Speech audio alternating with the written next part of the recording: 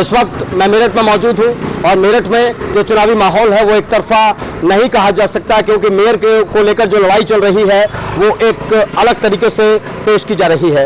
लेकिन अगर पार्षदों की बात की जाए, पार्षद कैंडिडेटों की बात की जाए, तो उनके अपनी अपनी तैयारियां हैं और अपने अपने विजन्स हैं। इस वक्त जहां पर मैं मौजूद हूं, मेरे साथ वार्ड नंबर 53 से बीजेपी प्रत्याशी भावना शर्मा मौजूद हैं। भावना शर्मा युवा है, नई इन्होंने मुहिम छेड़ी है। कोरोना काल की अगर बात की जाए तो कोरोना काल में लोगों की मदद की है। एक खिलाड़ी के तौर पर एक मेरठ का नाम भी रोशन किया, उत्तर प्रदेश का नाम भी रोशन किया। भावना, क्या तैयारी है? चुनाव में उतर रही है। पहले आप खेल खेला करते थे, लड़ाई लड़ा करती थी, युद्ध लड़ा करती थी, मेडल लेकर आया करती थी। अब चुनावी तैयारी है, नई फील्ड है, नया मौका है, क्या तैयारी आपकी? सबसे पहले तो मैं अपने शीर्ष नेतृत्व का धन्यवाद करना चाहूँगी कि उन्होंने खिलाड़ी को इस लायक समझा कि एक समाज में सेवा करने का मौका दे रहे हैं।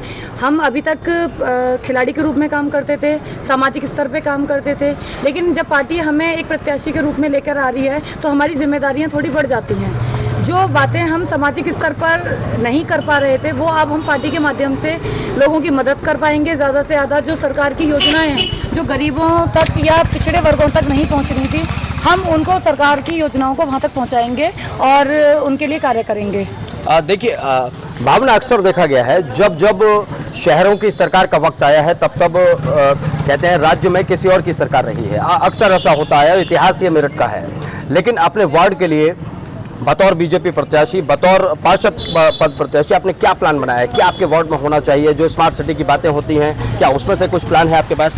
देखिए, मैं अपने वार्ड में सिर्फ यही कहना चाहूँगी, एक महिला होने के नाते सबसे पहले मैं महिलाओं की सुरक्षा के लिए बात करूँगी, महिलाओं के मुद्दे सरकार तक पहुँचाऊँगी। हमारे जो वार्ड है उसमें बहुत सारी जगहें ऐसी हैं जहाँ पे अभी विकास की बहुत ज़रूरत है, वहाँ तक पहुँचकर मैं उन लोगों के लिए विकास कराऊँगी। और स्मार्ट सिटी की बात करें तो हमारे जो योगी जी हैं वो स्मार्ट सिटी को लेकर काफ़ी कार्य कर रहे हैं और अपने वार्ड में जो भी मेरे से हो सकेगा मैं ज़्यादा से ज़्यादा उन पर कार्य करूँगी। अच्छा भावना, अगर बात की जाए तो बीजेपी के अंदर बहुत सारे ऐसे लोग होंगे जो ये कह रहे होंगे, देखिए नाराजगी होती है जब टिकट नहीं मिल पाता है बहुत सारे लोगों को, और वो कह रहे होंगे कि भावना क्या कर लेगी, भावना आज की नई बच्ची आई है तो खिलाड़ी थी, ये क्या कर लेगी नेतागिरी में, तो आप उन लोगों के लिए क्या कहना चाहेंगे? देखिए, मैं यही कहना चाहूँगी, खिलाड़ी आखिरी दम तक लड़ता है, जी जान से लड़ता है। हम मैदान में उतरे हैं तो जी जान से लड़ेंगे और मुझे उम्मीद है कि जनता का भी प्यार मिलेगा, सहयोग मिलेगा और हम जीत कर ही वापस आएंगे। मतलब हारेंगे नहीं हारेंगे नहीं। खिलाड़ी हैं, खिलाड़ी होने के नाते हारना हमने कभी सीखा ही नहीं है। चलिए ठीक है। भावना के अलावा आप देखेंगे, देखिए भावना को जिन्होंने जन्म दिया उनकी माता जी वो पीछे खड़ी हुई हैं और आज शायद उन्हें एक अलग खुशी हो रही होगी जब उनकी बिटिया चुनावी मैदान में है। आंटी जी, कैसा लग रहा है? पहले बिटिया खिलाड़ी थी, खेलने जाया करती थी, आपको पता था कि कुश्ती लड़ेगी और जूडो कराटे करेगी, लेकिन आज चुनावी मैदान में है, नेताओं से लड़ना पड़ेगा, उनकी जुबानों से लड़ना पड़ेगा, उनके जो तमाम जो वादे हैं उनसे भी लड़ना पड़ेगा। सब सही होगा जो भी होगा। तो आपको क्या लग रहा है, क्या बिटिया जो चीजें सोच रही है क्या वो कर पाएंगी? कर पाएगी, बिल्कुल कर पाएगी, बिल्कुल जीत के आएगी। चलिए ठीक है। और भी यहाँ पर बहुत सारे लोग मौजूद हैं। आप तो लगातार समाज सेवा में भावना जी के साथ रही हैं, कैसा महसूस कर रही हैं? क्योंकि आपने लंबा समय एक दूसरे के साथ बिताया है, अब आपको पता है कि आपकी सहेली या आपकी सहयोगी जो भी हैं चुनावी मैदान में है, क्या महसूस कर रही हो? क्या आपके दिमाग में विजन है? नहीं, 100% देगी है, मतलब जो शायद मेरे ख्याल पहले नहीं हुआ उससे आगे, मतलब 100% कह लो, उससे ऊपर कह लो, इतना वो करेगी। महिलाओं के लिए ले लो, युवाओं के लिए ले लो, बच्चों के लिए ले लो, मतलब हर किसी के लिए तो पहले खड़ी है और आगे भी ही खड़ी होगी। और जो काम नहीं हुए, शायद मेरा किसी का वो नहीं कहूँगी, वो काम और होंगे आगे। ऐसा नहीं है कि नहीं करेगी, नई पीढ़ी है, खिलाड़ी है, दम तक। एक इधर माता जी आई है। माता जी, क्या कहेंगी? बिटिया खड़ी है, हमारी बेटी है और ये इतनी बढ़िया बेटी है कि कोई उफ नहीं कर सकता। इतनी लड़की इतनी अच्छी है कि पूछो मत, जितना कम तारीफ करो इसकी उतनी बढ़िया। इतनी ऐसी लड़की है ये, एक हीरा है, हीरा जिसको कहते हैं ना पूरे में हीरा पाया, वो चीज है ये। बिल्कुल। अगर जिस तरीके से मैं भावना माहौल देख रहा हूँ तो आपको पार्षद के पद का प्रत्याशी नहीं होना चाहिए था, आपको मेयर प्रत्याशी बनाना चाहिए था, जिस तरीके से आंटी जी बता रही हो। वाकई में देखिए, जब आप काम करते हैं धरती पर, समाज के लिए काम करते हैं, लोगों के लिए काम करते हैं, तो ये चीज़ें निकल कर आती हैं, जनता आपके बारे में बात करती है। और युवा खड़े हैं यहाँ पर। हाँ जी, क्या कहना चाहेंगे आप? हम तो ये कहना चाहेंगे अपनी भावना दीदी को जिताएंगे पक्का। बस इतना ही कहना है। और क्या कुछ विजन आपके दिमाग में भी होगा कि भावना दीदी को बताएंगे कि दीदी ऐसा करना है, दीदी ऐसा करना है? नहीं, ये सब कुछ करेंगे बढ़िया। आप क्या कहते हैं? हमारी भावना दीदी जीतेंगी और कुछ नहीं कहेंगे, और जीती पड़ी है वैसे तो। जीते पड़ी हैं, ठीक है।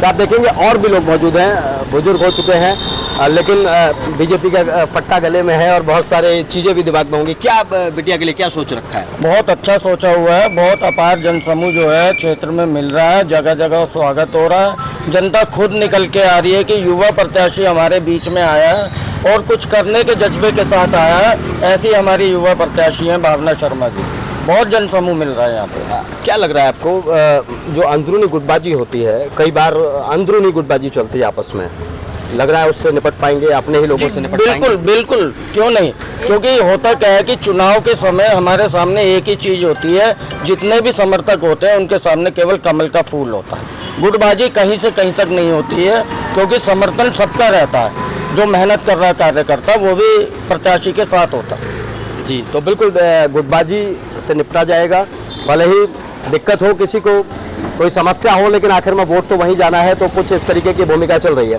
जी, आप क्या कहते हैं? वैसे मैं भाजपा का मेरे पे दायित्व है भारत 53 के संयोजक के नाते, और ये सौभाग्य है कि हमें भावना शर्मा जी के रूप में इतना जुझारू कार्यकर्ता पार्टी ने दिया है और सेवा का मौका मिलेगा। और आपने गुटबाजी का जहाँ तक प्रश्न उठाया तो एक परिवार में होता है, परिवार में एक छोटी सी मनमुटाव नहीं है, मतभेद हो सकते हैं, मनभेद नहीं है, और एक दो दिन में सारे यहाँ पे ही होंगे। और हमारा एक तरफा, क्योंकि भाजपा गढ़ है, अब कमल ही कमल खिलाना है, ऊपर भी और नीचे भी। चलिए ठीक है, आप क्या कहना चाहेंगे? देखिए, जैसे अभी आपने कहा कि भावना शर्मा जी के साथ में पूरा जनसमूह बड़े अच्छे से काम कर रहा है, चाहे वो बच्चा हो, बड़ा हो। जैसे अभी आपने माता जी की बात करी, तो सब अपने तरफ से पूरा प्यार दे रहे हैं और पूरा इन्हें अपना जितना भी हो सकता है पूरा समर्थन दे रहे हैं। और विजयी तो भावना शर्मा जी के, मतलब जिस दिन इन्हें टिकट मिला था उसी दिन लिखी गई थी कि विजय तो इन्हें ही मिलनी है। और रही बात मनमुटाव की, किसी का कोई मनमुटाव नहीं है, क्योंकि हम भी काफ़ी पुराने कार्यकर्ता हैं, जितने भी यहाँ पे खड़े हैं सब पुराने कार्यकर्ता हैं, सब आपस में साथ हैं, एक दूसरे के साथ में सब जोड़ लगा रहे हैं। तो भावना शर्मा के लिए माहौल बनता हुआ दिखाई दे रहा है। भाई साहब, आप तो फुल प्रचार कर रहे हैं, आपने तो मोदी जी की तरह कमल का फूल भी लगाया हुआ है। तो भारतीय जनता पार्टी के छोटे से सिपाही हैं, और भावना शर्मा जैसा प्रत्याशी हमारे बीच में आया है, युवा है, कुछ कर दिखाएगा। इसलिए हमारा जो एससी समाज जो हमारा वर्ग है वो सब वार्ड 53 में और मेयर साहब के नहीं लगे पड़े। अच्छा, एक बात तो बताइए, कहीं ऐसा तो नहीं लग रहा है आप लोगों में से किसी को कि भाई ये तो महिला है, ये क्या कर पाएगी, लड़की है, ये क्या कर पाएगी? ये वो लड़की है, इसे देख के बच्चों के पसीने छूट जाते हैं कि वो कर पाएगी। तो बिल्कुल देखिए, ये जो लोग जानते हैं, जो लोग समझते हैं, वो बताते हैं। इस वक्त मेरठ शहर की बड़ी शख्सियत, वरिष्ठ पत्रकार, बीजेपी के कहते हैं कि अभी चुनाव से पहले बीजेपी ने खुद जगमोहन जी को बुलाकर ज्वाइन कराया था, और अब इस वक्त समर्थन देने के लिए शाकल जी आ चुके हैं। जगमोहन जी यहाँ पहुँचे हैं, भावना मैदान में है, क्या लग रहा है आपको? देखिए, वास्तव में अगर बात करें, ये मैदान में है, हर आदमी जो मैदान में आता है राजनीति करने के लिए आता है, लेकिन भावना जैसे नाम है इसका भावी जन सेवा करने के लिए हुआ है। इसने कोरोना काल में जब लोग बाहर भी निकल रहे थे, ये बच्ची के मन में भाव था समाज सेवा करने की।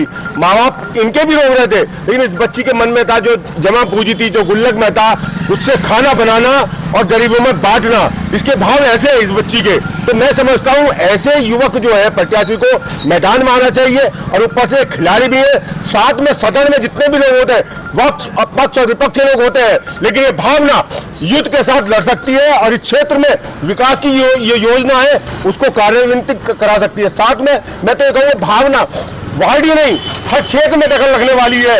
ये चाहे कोई भी दल हो, पार्टी हो, एसएसपी हो, पुलिस हो, प्रशासन हो, सत्ता हो, पक्ष हो, विपक्ष हो, हर क्षेत्र में काम कराने की क्षमता रखी है। तो भावना को आप समर्थन जो दे रहे हैं, क्या लग रहा है, आप जो माहौल यहाँ समझ पा रहे होंगे वार्ड में, क्या समझ में आया? देखिए, आज के टाइम में जो एक सपोर्टर वोटर है, वो एक युवक की तरफ एक उम्मीद से देखता है। उसे पता है युवक जब पहली बार आया ना, उसकी कार्य करने की इच्छा शक्ति होती है, कुछ ना कुछ नया करेगा।